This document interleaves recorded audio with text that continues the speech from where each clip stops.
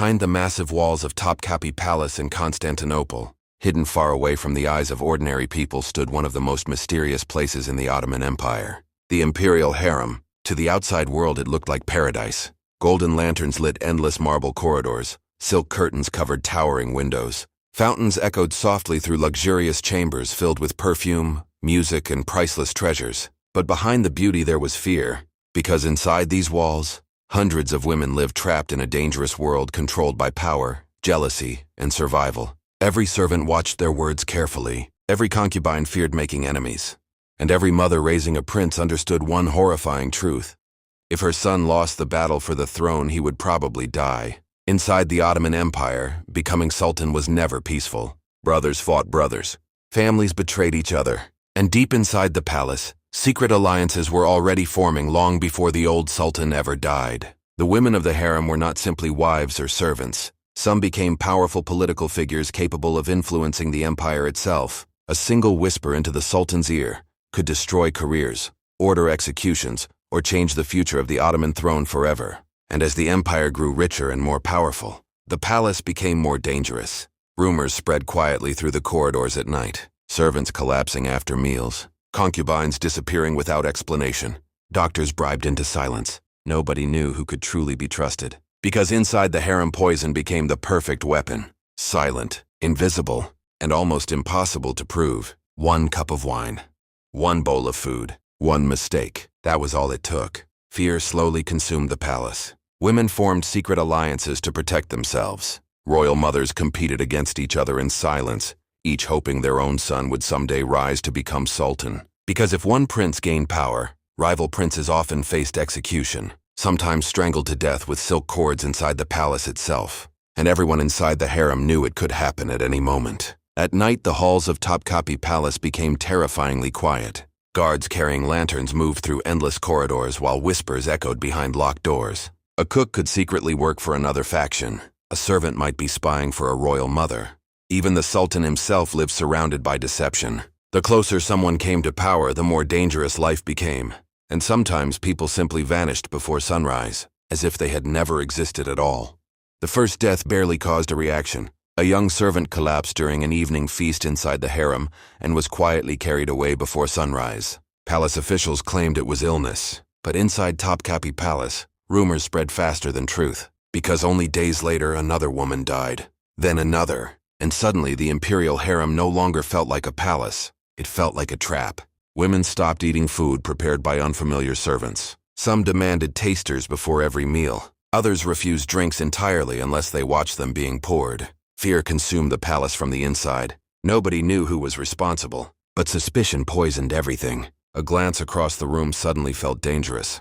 A whisper behind a silk curtain could destroy trust forever. Inside the harem, alliances shifted constantly. Women who once shared chambers stopped speaking. Servants secretly listened outside locked doors. And royal mothers became more protective of their sons than ever before. Because every prince inside the palace represented power, the future sultan would inherit control of the Ottoman Empire itself. And not everyone intended to lose that battle peacefully. The mothers of princes watched each other carefully during ceremonies and feasts. Every smile looked forced. Every compliment sounded false. Some historians believe palace factions secretly gathered information on rival children for years. Who was sick? Who was favored by the sultan? Who might someday inherit the throne? The competition never truly ended. Even small palace accidents suddenly felt suspicious. A fall down marble stairs, a strange illness, a servant disappearing after asking too many questions. Inside Topkapi Palace, paranoia became part of daily life. And the deeper someone moved into the sultan's inner circle, the more dangerous the palace became. At night, the corridors fell silent except for the sound of fountains echoing through the darkness. Guards carrying lanterns walked past locked chambers while shadows moved behind silk curtains. Nobody trusted anyone completely anymore, because somewhere inside the harem, someone was already planning the next death. One winter morning, panic spread through Topkapi Palace before dawn. A young prince was missing. Servants searched the royal chambers while guards sealed corridors leading deeper into the harem. Nobody was allowed to leave. Nobody was allowed to speak. Inside the palace, silence became terrifying. The prince had been seen the night before during a private dinner with members of the royal household. By sunrise, he was gone. Some whispered he had been hidden away by loyal supporters. Others believed rival factions inside the harem had arranged his disappearance, and a few feared something even worse. Because in the Ottoman Empire, royal children were never just children. They were future rulers, threats, targets. The missing prince was not the Sultan's eldest son, but rumors claimed he had recently gained favor inside the palace. That alone made him dangerous. As fear spread through the harem, palace officials began interrogating servants one by one. Cooks, guards, messengers, even musicians who had performed during the previous evening's feast. Nobody escaped suspicion. A single mistake could lead to imprisonment, or worse. Women inside the harem began destroying letters and hiding documents before guards could search their chambers. Private conversations stopped immediately whenever footsteps approached. Every faction inside the palace feared being blamed. Because once accusations began inside Topkapi Palace, they rarely ended peacefully. The Sultan himself reportedly became furious as rumors spiraled out of control. Some advisors demanded arrests. Others warned that acting too quickly could trigger even greater chaos inside the royal court. Meanwhile, the prince's mother locked herself inside her chambers surrounded by loyal attendants. For days, nobody outside her inner circle saw her, but whispers spread constantly through the palace corridors. Some believed she was secretly negotiating with powerful officials. Others claimed she already knew exactly what had happened to her son. Then, several days later, the prince suddenly returned, alive. No explanation was ever officially given. The palace claimed he had simply been moved for his own protection, but almost nobody believed it, because after the prince returned, several servants disappeared permanently. 2 palace guards were quietly removed from duty, and 1 senior official was suddenly exiled from Constantinople without warning. Inside the Imperial Harem, everyone understood the message. Something dangerous had happened behind closed doors, and the truth would never be spoken aloud. After the prince returned, nobody inside Topkapi Palace spoke openly about what had happened. The celebrations were strangely restrained. Servants bowed their heads in silence. Officials avoided eye contact during court meetings.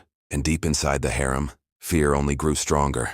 Because everyone understood the truth. The prince's disappearance had exposed something dangerous hiding beneath the surface of the Ottoman court. The empire looked powerful from the outside. Its armies conquered continents. Its navy controlled seas. Its banners flew across 3 continents. But inside the palace itself, trust was collapsing. The Sultan began relying on a smaller circle of advisors as paranoia spread through the court. Private meetings replaced public discussions. Important decisions were whispered behind locked doors late at night. Even longtime officials feared being accused of betrayal. Some stopped sleeping inside their own chambers. Others secretly sent money and valuables out of Constantinople in case they needed to flee suddenly. The palace had become a place where survival mattered more than loyalty. And nowhere was that more dangerous than inside the harem. The women there learned quickly how to survive in silence. Some mastered the art of hiding emotions completely. Others built secret networks of servants and informants throughout the palace. A single rumor could destroy a family. One accusation could end a career forever. And the wrong alliance could lead to exile overnight. The prince who vanished was never officially mentioned again in Ottoman records. No investigation was announced. No public explanation was ever given. The empire simply moved forward as if nothing had happened. But inside the palace, people remembered. Years later, servants still whispered about the night the harem descended into panic before dawn. Some believed the prince had uncovered a conspiracy. Others claimed powerful figures inside the palace were testing which factions remained loyal. And a few believed the entire event was staged to expose hidden enemies inside the court. Nobody truly knew the answer. Because inside the Ottoman Empire, the most dangerous secrets were buried behind palace walls, hidden beneath silk curtains and golden halls, protected by fear, protected by silence, and sometimes protected by murder.